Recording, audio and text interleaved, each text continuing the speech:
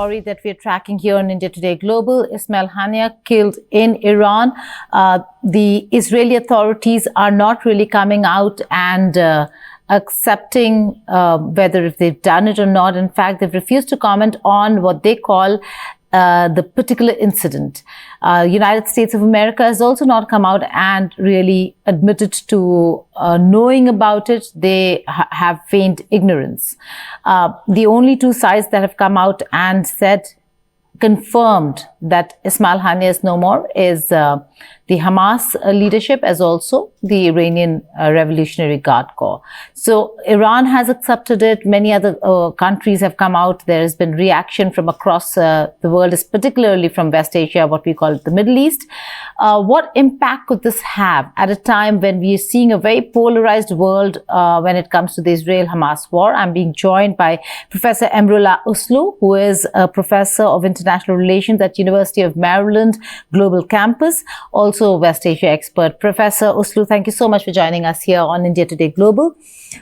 This is one of the biggest stories when it comes to how the world has reacted to the incident. And interestingly, neither has Israel nor has the US actually come forward and are actually speaking about the incident itself.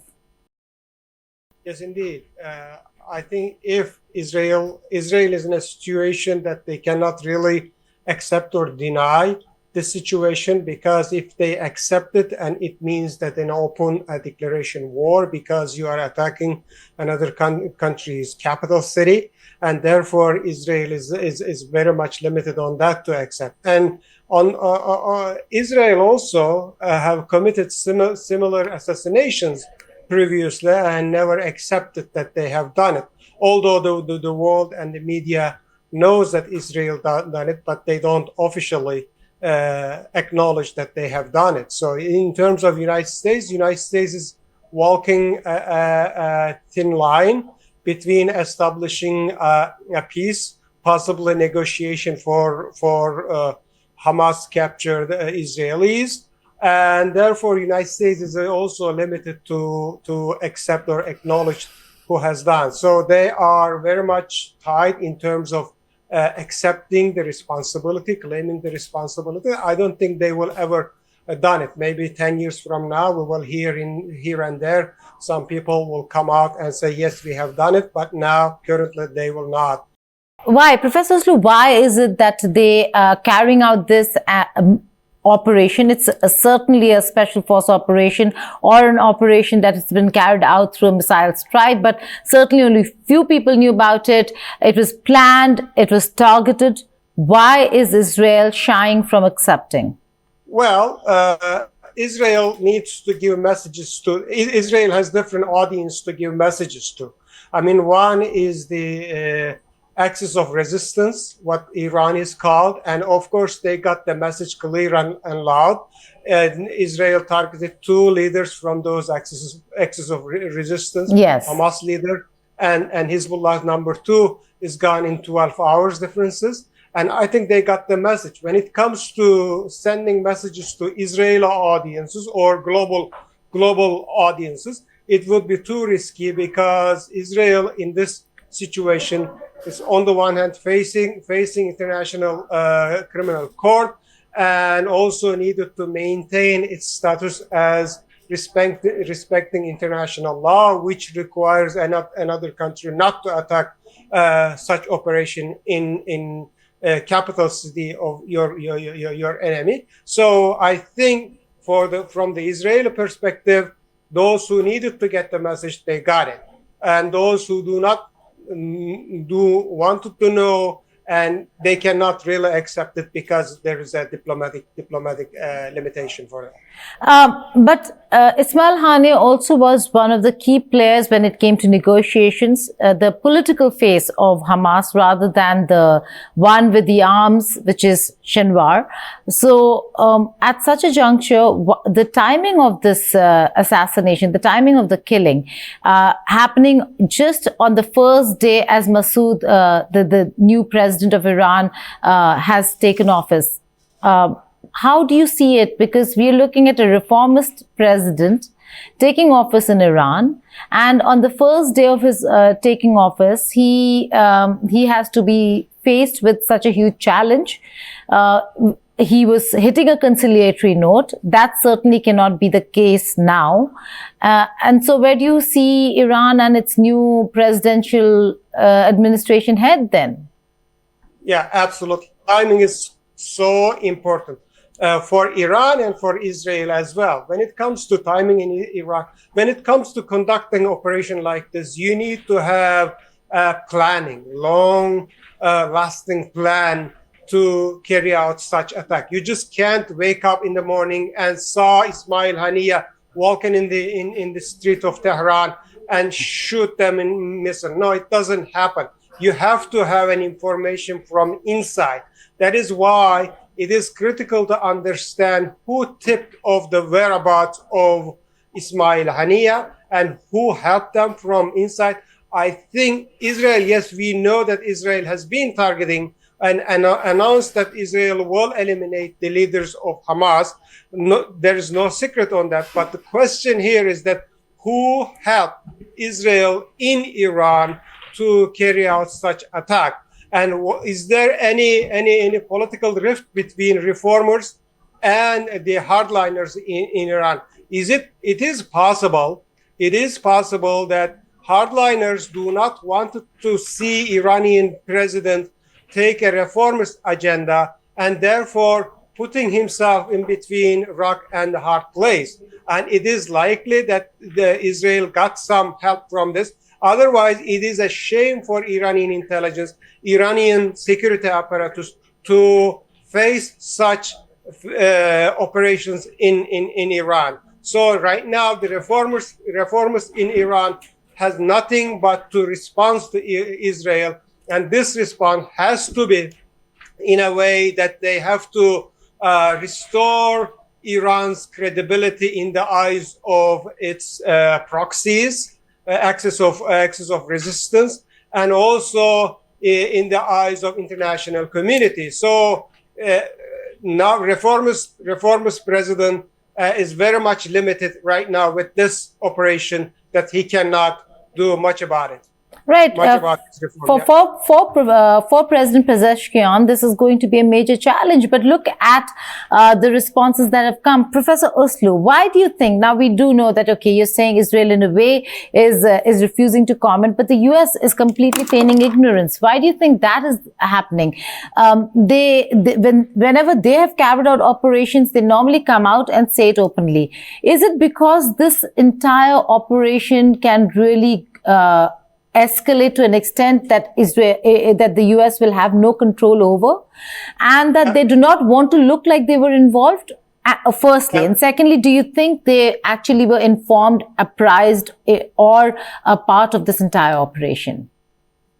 Absolutely. I don't think Biden administration wanted to escalate anywhere in the middle in this time of the year, especially when there is a major election coming in the United States. And it was the Biden administration who were pushing hard to negotiate with Hamas. And the leader, Ismail Haniyeh, was the chief negotiator for Hamas. I don't think it is logical for Biden administrations to give green light to Israel to assassinate Ismail Haniyeh when you are dealing with your negotiator. That is not logical for American government, Biden administrations, to do that. I think this assassination happened against the will of Biden administration in Washington, D.C. So that is why United States really cannot accept or deny, because United States administration do not want to appear that they are punishing Israel or taking stance against Israel and supporting Iran. At the same time, they wanted to maintain possible peace negotiation between Hamas and Israel, if it is possible from now on. But does this distancing, this shying away, does this not strengthen another country in the region, and that is China? China's influence has grown in the region. We've seen them now as peacemakers or brokers in the region, whether it is Saudi-Iran peace deal or now the Fatah-Hamas peace deal. China has started playing an important role, and in such a scenario, you're looking at Israel not coming out and accepting. You're looking at the United States of America that says it was not aware of the attack. Does it not leave a lot of room, maneuverability, elbow room for China, for Beijing? I got it. Yeah. In terms of Chinese position in the Middle East, yes, China scored some numbers in the region, especially when they brought Iran and Saudi Arabia together. But when it comes to influence, in order to broker a peace between two nations or two entities, you have to have an influence. When it comes to Chinese influence on Hamas, on Iran, or on Israel, it is very limited. I don't think China can much influence. China would throw its support behind Iran, and if Iran simply wanted to escalate, and China could do, because China is a strategic partner with Iran.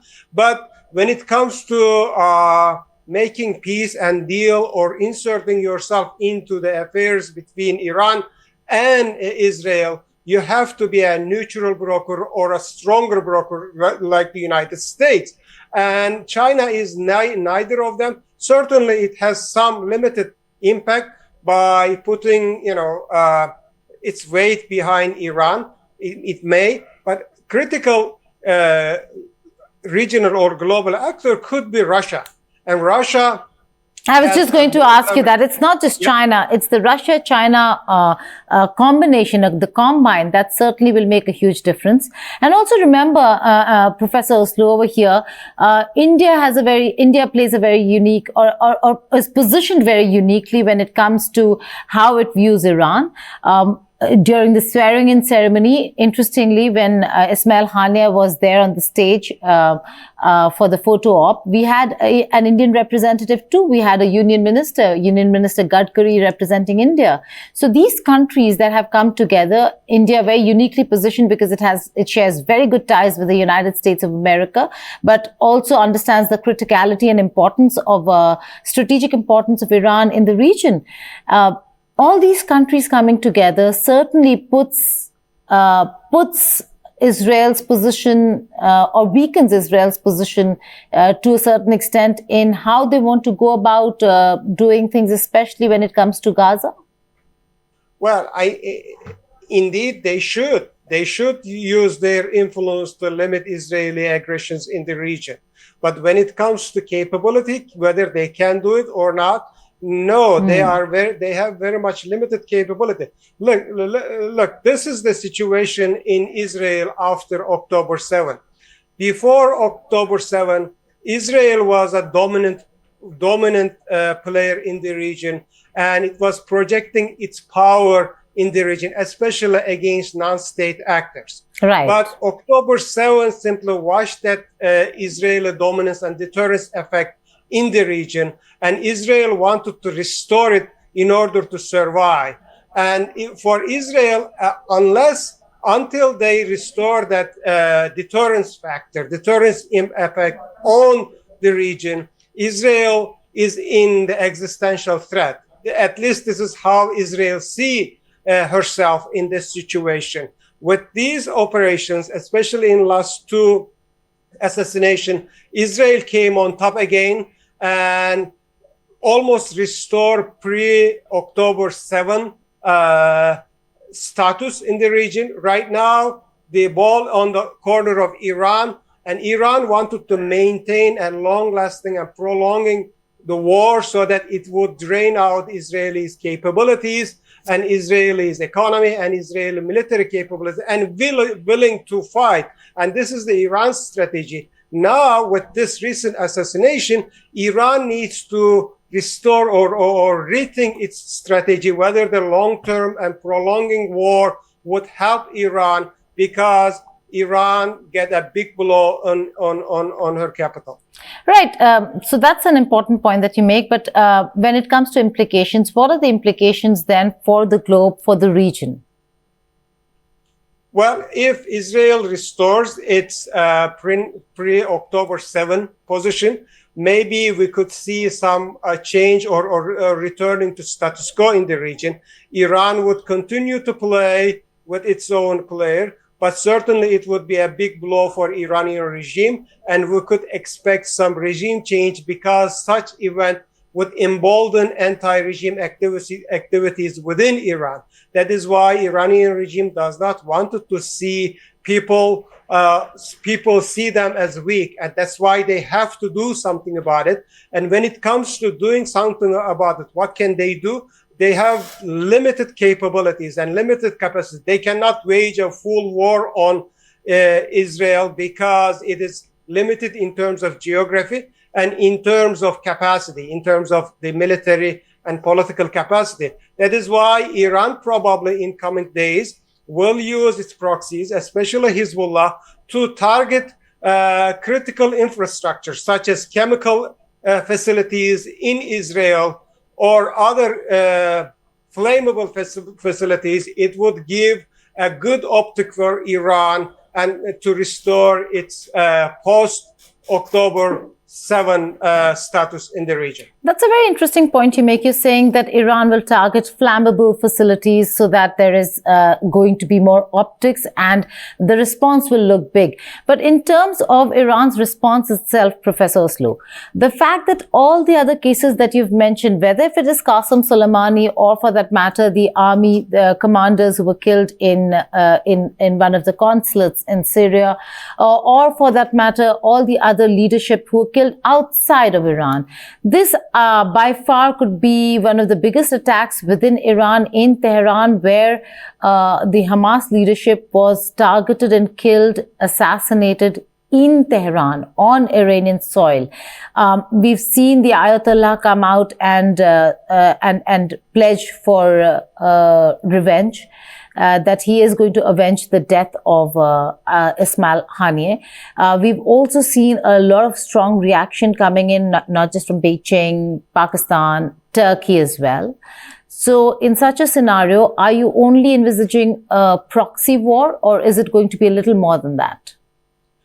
I think I can envision an intensified proxy war. It's not usual, but I think the proxy war will intensify. I don't still expect a major war between Iran and Israel is declared. And I still expect this intensified proxy war. Maybe this time Iranian intelligence apparatus may involve. I mean, for now, Iranian intelligence and Quds forces were simply in the managing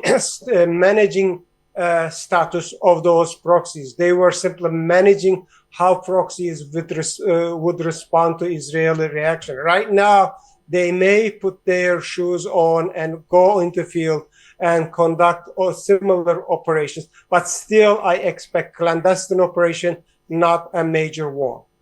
Right. And finally, before I let you go, we've seen all the reactions from all quarters.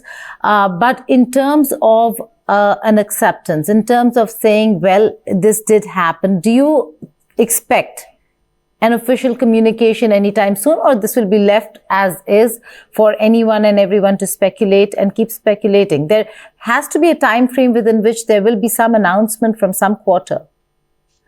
Well, from the Iranian perspective, Iran has to show its power within a limited time frame. I don't think Iran has 6 months. I don't think Iran has a luxury to do this operation in 6 months and 1 year. Iran simply lost a major blow, and Iran faced a major blow and has to respond within certain time frame. And when it comes to other actors in the region, they would want to simply limit Israelis' capacity or Israelis' actions, such especially the assassination of political leaders in the region.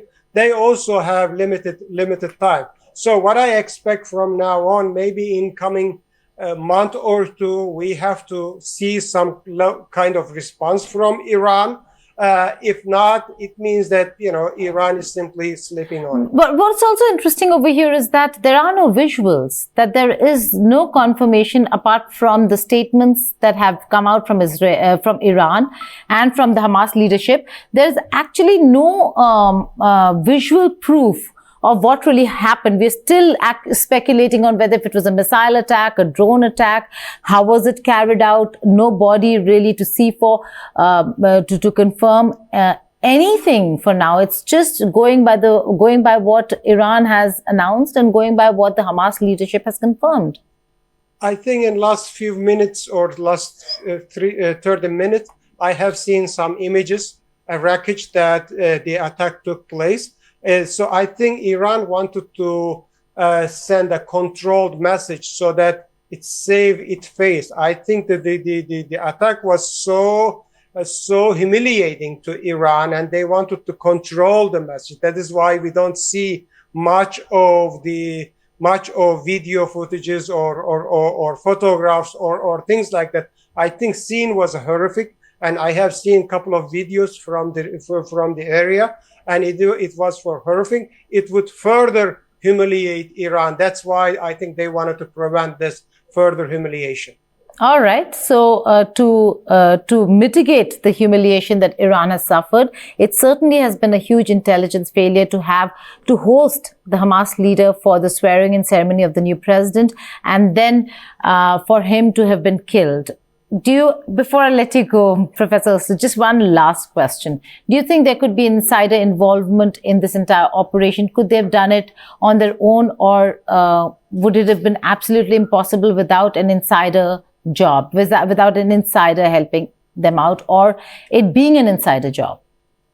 I think I am suspecting there has to be help from inside, whether it is fully insider job or not, whether those insiders are the anti-regime element in Tehran or not.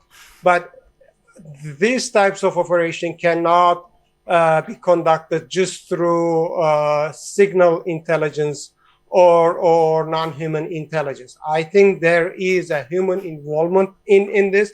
We don't know whether this insight is coming from the inside of the regime in Iran or anti-regime groups in Tehran. They may tip the whereabouts of Haniyeh. I think it has to be an insider help. Otherwise, you just cannot conduct such operations. Professor Uslu, thank you so much for joining us here on India Today Global. Thank you very much.